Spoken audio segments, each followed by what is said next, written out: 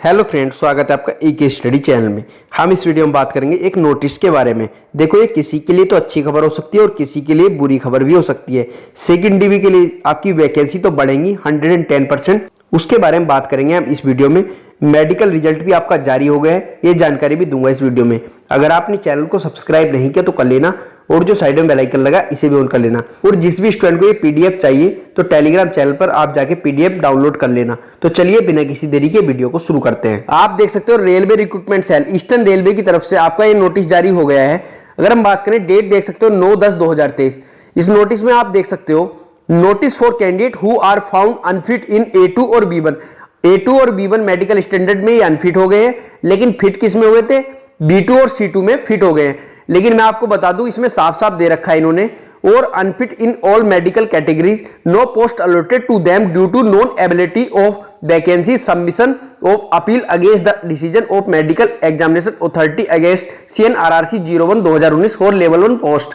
कहने का मतलब यह है कि जिन भी स्टूडेंट को देखो B2 और C2 मिलता है, उन्हें पोस्ट मिलने बहुत दिक्कत आती है, पोस्ट नहीं मिलती उन स्टूडेंट को। अगर आप बात करें, हम ये लिस्ट देख सकते हो, सीरियल नंबर है, रजिस्ट्रेशन नंबर है, रोल नंबर है, नेम है स्टूडेंट के, मेडिकल स्टैंडर्ड है। देख सकते हो आप स्टार्टिंग में देख सकते हो ये स्टूडेंट का रोल नंबर, रजिस्ट्रेशन नंबर और नेम है। इन्हें ऑल कैटेगरी में अनफिट माना गया है आरआरसी के द्वारा। अगर बात करें तीसरे नंबर पे देख सकते हो ये C2 इन्हें मेडिकल स्टैंडर्ड मिला है। C2 मेडिकल स्टैंडर्ड मिलने का मतलब यही है, पोस्ट तो नहीं मिलेगी, पोस्ट बहुत मुश्किल है इसमें मिलना, नामुमकिन ही है, समझ लेना आप। बहुत से स्टूडेंट को देखो B2 मिला है, वो B2 मेडिकल स्टैंडर्ड भी मिलने पर भी B2 हुआ, C2 हुआ, इन पे पोस्ट नहीं मिलती, रेयर केस में ही पोस्ट मिलती है, वैसे पोस्ट नहीं मिलती। किसी को C1 भी मिला है, आप देख सकते हो। कहने का मतलब यह है, इन्हें एक मौका और दिया है आरआरसी ने री मेडिकल की अपील करने का। लेकिन मैं आज आपको बता दूं, जिस भी स्टूडेंट को देखो लोअर मेडिकल मिलता है ना, उसके बहुत कम रेयर चांस होते हैं कि उन्हें अपर मेडिकल स्टैंडर्ड मिल जाए। अगर किसी को B2 मिला है तो बहुत रेयर चांस होते हैं कि उसे A3 भी मिल जाए या A2 मिल जाए या A1 मिल जाए, बहुत रेयर चांस है। अगर नहीं मिलेगा, B2 ही रहेगा, C1 रहेगा, तो इन्हें पोस्ट मिलना बहुत मुश्किल है। अब ये जितने भी स्टूडेंट है देख सकते हो 242 स्टूडेंट है। अब 242 अगर वैकेंसी आपकी सेकंड डिवी के लिए बढ़ती है तो उनके लिए सुनहरा अवसर है। जो स्टूडेंट सेकंड डिवी का वेट कर रहे हैं और जिनका मेडिकल स्टैंडर्ड ठीक है, उनके लिए बहुत ही सुनहरा अवसर खुल गया है आरआरसी की तरफ से। आप देख सकते हो ईस्टर्न रेलवे कलकत्ता जोन के मैं आपको चार्ट पर ले आया हूं।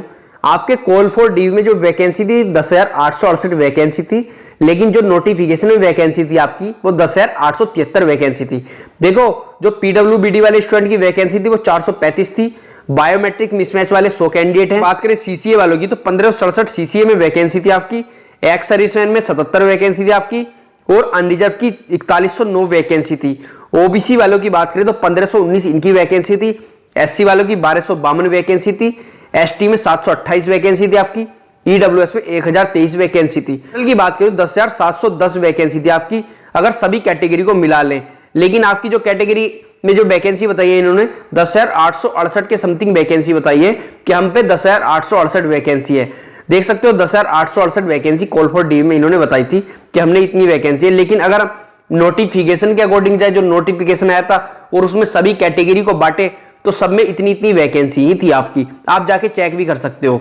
देखो, फर्स्ट पैनल आपका आया था 5,298 स्टूडेंट का, सेकेंड पैनल 1,344 कैंडिडेट का आया था आपका, थर्ड पैनल 1,198 कैंडिडेट का आया था, फोर्थ पैनल 932 कैंडिडेट का, फाइव पैनल 586 कैंडिडेट का, सिक्स पैनल 250 कैंडिडेट का और सेवंथ पैनल 52 कैंडिडेट का ही आया था। 9,660 कैंडिडेट इन्होंने टोटल सेलेक्ट कर लिए हैं अभी तक। अगर हम बात करें वैकेंसी की, 10,868 में से 9,660 को घटाओगे तो 1,208 वैकेंसी आपकी शेष थी। अब 100 आप बायोमेट्रिक मिसमैच वाले स्टूडेंट भी निकाल दोगे इसमें से तो 1,108 के समथिंग आपकी वैकेंसी शेष रह रही थी। अब 242 के समथिंग आपकी बेबी स्टूडेंट है, लेकिन उन्हें अभी हम नहीं जोड़ते, क्योंकि उन्हें इसलिए नहीं जोड़ ले क्योंकि वे री मेडिकल की अपील करेंगे। क्या पता उनमें से 50% स्टूडेंट पास हो जाए री मेडिकल की अपील में, लेकिन बहुत रेयर चांस होते हैं कि री मेडिकल की अपील में जिन्हें लोअर स्टैंडर्ड मिलता है मेडिकल में वे पास हो जाए। मैं प्रैक्टिकल बता रहा हूं आपको, बहुत रेयर चांस है। अगर मैं कहने को कह दूं कि 50 नहीं पास हो जाओगे, 50 से ज्यादा पास हो जाओगे, 50% से ज्यादा, कि 60%, 70%, ऐसा नहीं होता। बहुत रेयर चांस होते हैं, क्योंकि आरआरसी वाले कोई बेवकूफ नहीं है। जब वे मेडिकल की जांचें करते हैं उस टाइम ही वे जांच लेते हैं कि हाँ इसका लोअर मेडिकल स्टैंडर्ड है या अपर है, वे जानबूझ के री मेडिकल देते हैं। किसी वजह से क्या पता उनसे कोई गलती हो गई हो, तो इसलिए भी रीमेडिकल दे देते हैं स्टूडेंट को। लेकिन अभी भी आपकी देखो 1108 के समथिंग वैकेंसी है ईस्टर्न रेलवे कलकत्ता जोन में, तो ये बहुत बड़ी खुशखबरी है स्टूडेंट के लिए। देखो इन्होंने नोटिस भी निकाल दिया है, जो मेडिकल में फिट नहीं हुए स्टूडेंट अनफिट की लिस्ट भी निकाल दी है और रीमेडिकल भी उन्हें दे दिया है। रीमेडिकल के लिए आप अप्लाई कर सकते हो। अब आपकी सेकंड डिवी ही आनी चाहिए। तो इसमें सारे पैनल अपने कंप्लीट हो गए हैं, 7 पैनल इन्होंने दिए हैं, 7 के 7 पैनल इन्होंने कंप्लीट कर लिए हैं ईस्टर्न रेलवे कलकत्ता जोन में। और अब इन्होंने मेडिकल की लिस्ट भी निकाल दी है, जो स्टूडेंट अनफिट हुए हैं मेडिकल में उनकी लिस्ट भी दे दी है और रीमेडिकल के लिए उन्हें अप्लाई करने के लिए भी मौका दे दिया है। अब 242 वैकेंसी ये बता रहे हैं, 242 वैकेंसी है। अब ये 242 वैकेंसी मैं मानता हूं इनमें से 200 वैकेंसी आप पकड़ के चलो कि जो सेकंड डिव में जुड़ेंगी 200 वैकेंसी। बहुत रेयर चांस है कि 200 वैकेंसी ना जुड़े, क्योंकि जो स्टूडेंट एक बार अनफिट हो जाते हैं उसका बहुत कम चांस होते हैं कि उसे अपर मेडिकल स्टैंडर्ड मिले। लोअर मेडिकल वाले को बहुत कम चांस होते हैं। लेकिन मेन बात यह है कि सेकंड डिव आएगी कब तक, कब मेन कारण यह है कि सेकंड डिव देंगे कब तक ईस्टर्न रेलवे कलकत्ता जोन वाले। देखो ईस्टर्न रेलवे कलकत्ता जोन ने ना तो ये आरटीआई का रिप्लाई करते हैं ईस्टर्न रेलवे कलकत्ता जोन वाले, और ना ही ये साफ साफ बताते हैं। ऐसा ही चेन्नई जोन वाले करते हैं, ना बे आरटीआई का रिप्लाई देते हैं। जब सेकंड डिवी की बात आती है तो उसमें गोल गोल घुमा देते हैं स्टूडेंट को। ऐसा ही हुबली जोन वाले सेकंड डिवी की जब बात आती है तो स्पष्ट नहीं करते कि हम सेकंड डिवी देंगे। लेकिन चेन्नई जोन में एक सबसे अच्छी बात थी कि चेन्नई जोन ने जब अपना पैनल निकाला था उसमें साफ साफ कह दिया था कि हाँ हम सेकंड डिवी देंगे। चेन्नई जोन वालों की तरफ से आ गया था नोटिस। ऐसा ही एक तरीके से हुबली जोन की तरफ से भी आया था। लेकिन ईस्टर्न रेलवे कलकत्ता जोन की तरफ से तो कोई सेकंड डिवी की अपडेट ही नहीं है। सेकंड डिवी के बारे में बात करो तो कोई उसकी जानकारी नहीं देते। आरटीआई डालो तो आरटीआई में कोई सेकंड डिवी का जिक्र तक नहीं होता कि सेकंड डिवी देंगे या नहीं देंगे। लेकिन मैं आपको गारंटी दे रहा हूं ईस्टर्न रेलवे कलकत्ता जोन से जरूर सेकंड डिवी आएगी।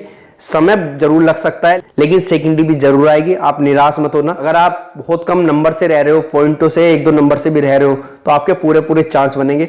लेकिन उसे मिस मत करना। बहुत से स्टूडेंट ऐसा होता है सेकंड डिवी थर्ड डिवी आ जाती है, वे ध्यान नहीं दे पाते कि फर्स्ट डिव में हमारा सिलेक्शन नहीं हुआ तो सेकंड डिव में थर्ड डिव वाले बहुत से स्टूडेंट रह गए हैं।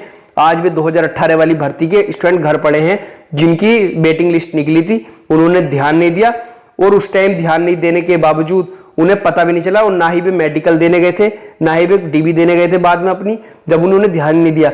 आप रेगुलर बेस पर ध्यान देते रहना कि ईस्टर्न रेलवे कलकत्ता जोन की वेबसाइट जरूर चेक करते रहना कि सेकंड डिवी आ गई है या नहीं आ गई। वैसे मैं अपडेट आपको दे दूंगा, आप चैनल से जरूर जुड़े रहना या फिर वेबसाइट को फॉलो करते रहना। देखो मैं आपको रियलिटी बता रहा हूँ, बहुत से student second DV third DV का वेट नहीं करते, उन्हें पता ही नहीं चलता और वो भूल जाते हैं और उनका नंबर आ जाता है लेकिन वे जाते नहीं है डीबी एंड मेडिकल में, क्योंकि उन्हें पता ही नहीं चलता है जब वे सेकंड डिवी थर्ड डिवी को फॉलो नहीं करते। आपने 2018 में बहुत से स्टूडेंट देखे होंगे जिनका वेटिंग में नंबर आ गया था लेकिन आज वे घर है, आज भी घर है और मायूस हैं। क्यों? क्योंकि उन्होंने उस टाइम ध्यान नहीं दिया। सेकंड डिबी थर्ड डिबी आगे चली गई, उनका डिबी में नंबर था, उन्हें पता ही नहीं चला हमारी डिबी कब थी, मेडिकल कब था।